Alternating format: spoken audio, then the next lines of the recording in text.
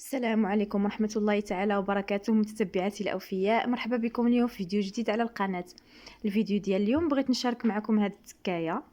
التكاية ديال بيت النعاس بحرا كملت تكاية وحده، مازال لي الثانيه، مازال لي ان شاء الله لي زار. هذه الدارة ديال بيت النعاس اول حاجه خدمتها فيها هي التكاية وشاركتها معكم. اسمحوا لي ما شاركتش معكم الطريقه ديال الخدمه، من غير انني شاركت معكم الطريقه ديال المسلول بوحده، هو اللي شاركته معكم في واحد الفيديو من قبل.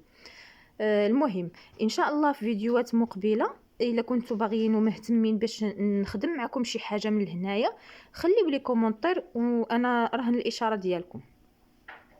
هنايا انا راه مازال ما حدقتوش، غادي نحدقو وغادي تلقاوه في الاخير ديال الفيديو. هادشي هذا زايل ونوريكم كيفاش تكون التكايه من بعد ما انني نكون محدقاها مفينياها ان شاء الله.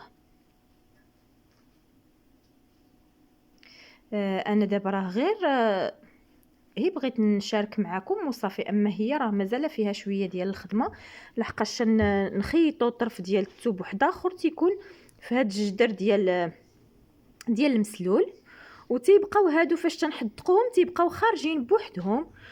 وداك شنو نقول لكم، داك الطرف ديال الثوب اللي تلصقوه في الظهر ديال التكايه تتكون فيه السنسله، ومن بعد تنديروا البوشيطه تنعمروها بلاواط ولا بلاواط وتنديروها في قلب داك السنسله، وتجي هاد التكايه عامره، وهادو تيكونوا بحال فريفرات خارجين فاش تنحدقوا لهم هادو.